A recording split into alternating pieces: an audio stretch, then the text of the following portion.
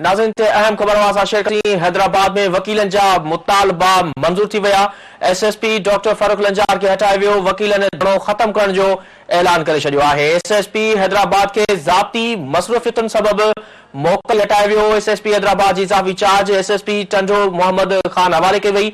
Notification भी पिण जारी कयो वियो आहे। अवांखे अहम खबर खां आगाह कंदा हलूं त हैदराबाद में वकीलन जा मुतालबा मंजूर थी विया आहिनि। एसएसपी डॉक्टर फारूक लंजार के हटाए वियो।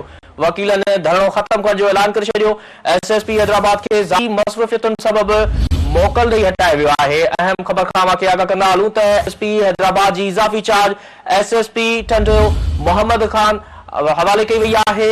नोटिफिकेशन पिण जारी कयो वियो आहे। अवांखे अहम खबर खां आगाह कंदा हलूं त हैदराबाद में वकीलन जा मुतालबा मंजूर थी विया आहिनि। एसएसपी डॉक्टर फारूक लंजार के हटाए वियो। वकीलन धरणो खत्म करण जो ऐलान करे छॾियो। एसएसपी हैदराबाद के ज़ाती मसरूफियतुनि सबब मोकल ॾेई हटाए वियो। एसएसपी हैदराबाद जी इज़ाफ़ी चार्ज एसएसपी टंडो मोहम्मद खान हवाले कई वई। नोटिफिकेशन पिण जारी कयो वियो। अवांखे अहम खबर खां आगाह कंदा हलूं त हैदराबाद में वकीलन जा मुतालबा मंजूर थी विया।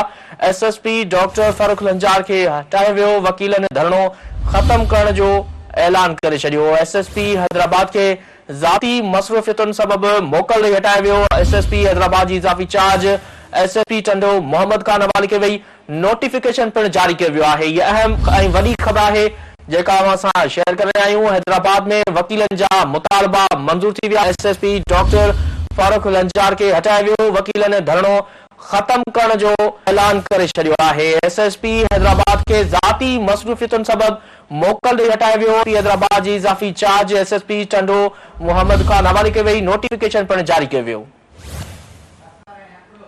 वधिक तफ़सील मालूम कंदासीं। टेलीफोन ते मौजूद आहे हैदराबाद का सिंध टीवी न्यूज़ जो ब्यूरो चीफ ज़फ़र अकड़ो।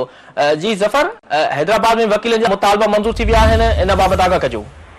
जी बिल्कुल, हैदराबाद जे वकीलन जो आम मुतालबो हुयो एसएसपी के हटाइण वारो उहो मंजूर थी वियो आहे ऐं एसएसपी के आईजी सिंध फौरी तौर ते हेडक्वार्टर जेको आहे रिपोर्ट करण जो हुकुम जारी कयो आहे। जीअं ई उहो हुकुम जारी थियो त ऑफिशियली जेके हिते वेठल हुया वकील धरणे में हैदराबाद बाईपास वटि उन्हनि खे जेको आहे ऑर्डर पहुतो ऐं उन्हनि बि बाज़ाब्ता उहो ऑर्डर पढ़ी जेके मौजूदु माण्हू हुआ उन्हनि खां उहो धरणो ख़तमु करण जो ऐलान कयो।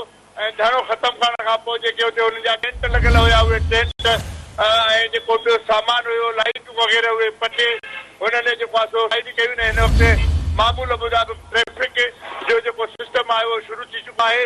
मुल्क जे मुख़्तलिफ़ शहरनि मां ईंदड़ वींदड़ जेका ट्रैफिक आहे उहा शुरू थी आहे ऐं 3 ॾींहंनि खां अॼु हुनखे टियों ॾींहुं दाख़िल थिए। अॼु 3 ॾींहं में जेको आहे सो दाख़िल थी हिननि जी धरणो ऐं 3 ॾींहंनि खां पोइ सुबुह जो जीअं सवेर आईजी सिंध एसएसपी हैदराबाद खे कराची हेडक्वार्टर में रिपोर्ट करण जो नोटिफिकेशन जारी कयो। उन खां पोइ धरणो ख़तमु थी वियो आहे ऐं जेके वकील हिते धरणे में मौजूदु हुया उहे पंहिंजनि घरनि ॾांहुं रवाना थी चुका आहिनि। उन सिलसिले में मुंहिंजी ॻाल्हि ॿोल थी आहे कुझु सीनियर वकीलनि सां ऐं उहिदेदारनि सां। उन्हनि हिन शइ जी तस्दीक कई आहे त एसएसपी हैदराबाद डॉक्टर फारूक लंजार खे कराची आईजी ऑफिस में रिपोर्ट करण जो ऑर्डर जारी कयो वियो आहे। जंहिंखां पोइ जेको आहे हिते वकीलनि हिक ॿिए खे ख़ुशीअ में मिठाइयूं खारायूं आहिनि, भाकुर पाता आहिनि ऐं वकीलनि जो मुतालबो मञण खां पोइ जेको आहे ट्रैफिक आम मामूल मुताबिक़ शुरू थी चुकी आहे। जी अच्छा ज़फ़र, इज़ाफ़ी चार्ज जे हवाले सां बि आगाह कजो त इज़ाफ़ी चार्ज टंडो मोहम्मद खान जे हवाले कई वई आहे एसएसपी जे हवाले। जी बिल्कुल, इज़ाफ़ी चार्ज टंडो मोहम्मद खान एसएसपी के हवाले कई वई आहे। उन सिलसिले में ॿुधायो वञे थो त अॼु ऑर्डर जारी कयो वेंदो कंहिं नए एसएसपी खे मुक़ररु करण जो। बाक़ी हिन वक़्तु जेका इज़ाफ़ी चार्ज आहे उहा टंडो मोहम्मद खान जे एसएसपी खे ऑफिशियली ॾिनी वई आहे। जी ठीकु आहे ज़फ़र अकड़ो, तफ़सील ॾियण लाइ वॾी महिरबानी।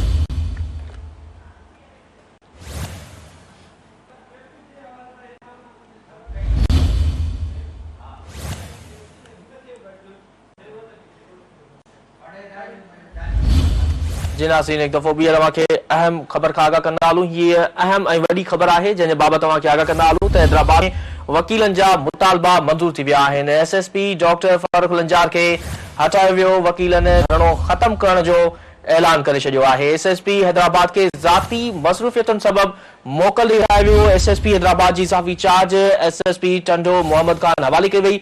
नोटिफिकेशन पिण जारी कयो वियो आहे। हीअ अहम ख़बर ऐं वॾी ख़बर आहे जेका असां शेयर कर रहा आहियूं। हैदराबाद में वकीलनि जा मुतालबा मंज़ूर थी विया आहिनि। एसएसपी डॉक्टर फारूक लंजार खे हटायो वियो। वकीलनि धरणो ख़त्म करण जो ऐलान करे छॾियो। एसएसपी हैदराबाद खे ज़ाती मसरूफ़ियतुनि सबबि मोकल ॾेई हटायो वियो। एसएसपी हैदराबाद जी इज़ाफ़ी चार्ज एसएसपी टंडो मोहम्मद खान हवाले कई वई। नोटिफिकेशन पिणु जारी कयो वियो आहे। अवां खे अहम ख़बर खां आगाह कंदा हलूं त हैदराबाद में वकीलनि जा मुतालबा मंज़ूर थी विया आहिनि। एसएसपी डॉक्टर फारूक लंजार खे हटायो वियो। वकीलनि धरणो ख़त्म करण जो ऐलान करे छॾियो आहे। इन वाल सां खे ॿुधाईंदा हलूं त ट्रैफिक जेका आहे, जेका रुकियल ट्रैफिक ई धरणे जे सबबि उहा हिन वक़्तु बहाल थी वई आहे। ट्रैफिक जी जेका अचण वञण आहे उहा बहाल थी वई आहे। इहा ॾिसी रहिया आहियो मंज़र आहिनि सन टीवी न्यूज़ जी स्क्रीन ते त हिन वक़्तु ट्रैफिक जेका आहे उहा बहाल थी वई आहे। तफ़सील मालूम कंदासीं। टेलीफोन ते मौजूदु आहे हैदराबाद खां फिरोज़ बबर। जी फिरोज़, हैदराबाद में वकीलनि जा मुतालबा मंज़ूर थी विया आहिनि। एसएसपी खे डॉक्टर फारूक लंजार खे बि हटायो वियो आहे। हिन वक़्तु तव्हां कीअं पिया ॾिसो ट्रैफिक जी रवानी कीअं आहे? जी बिल्कुल 3 ॾींहनि खां जारी वकीलनि जो जेको धरणो आहे उहो अॼु ख़त्म थी वियो। वकीलनि खे पंहिंजे मक़सद में कामयाबी हासिल थी वई, जंहिंमें एसएसपी हैदराबाद डॉक्टर फारूक लंजार खे हटायो वियो। डीआईजी हैदराबाद तारीख़ धारे जो ऑर्डर जेको आहे उहो जारी करे छॾियो। एसएसपी हैदराबाद खे ज़ाती मसइलनि सबबि मोकल ते मोकल ॾेई हटायो वियो आहे। एसएसपी हैदराबाद जी इज़ाफ़ी चार्ज एसएसपी टंडो मोहम्मद खान खे ॾिनी वई आहे। अहिड़े क़िस्म जो नोटिफिकेशन डीआईजी हैदराबाद पारां जारी कयो आहे। हैदराबाद में धरणे ते वेठल वकीलनि बि एसएसपी हैदराबाद जी बदिली जो इहो ऐलान कयो, जंहिं बाद 3 ॾींहनि खां जेका हज़ारे गाॾियुनि जी जेका कतार लॻल हुई उहा ट्रैफिक जी रवानी जेका उहा हिन वक़्तु खुली वई आहे। ऐं जेके माण्हू आहिनि जेके फाथल आहे 3 ॾींहनि खां रश में, उन्हनि में जेको आहे ख़ुशी जी लहर जेका उहा पखेड़जी वई आहे। उहे जेके आहिनि पंहिंजी मंज़िल तरफ़ जेको आहे रवां दवा नहीं जेको सुपर हाईवे हैदराबाद ई कराची वारो उन ते हिन वक़्तु ट्रैफिक जी रवानी मुकमल तौर ते बहाल थी वई आहे। जी ठीकु आहे फिरोज़, तफ़सील लाइ वॾी महिरबानी।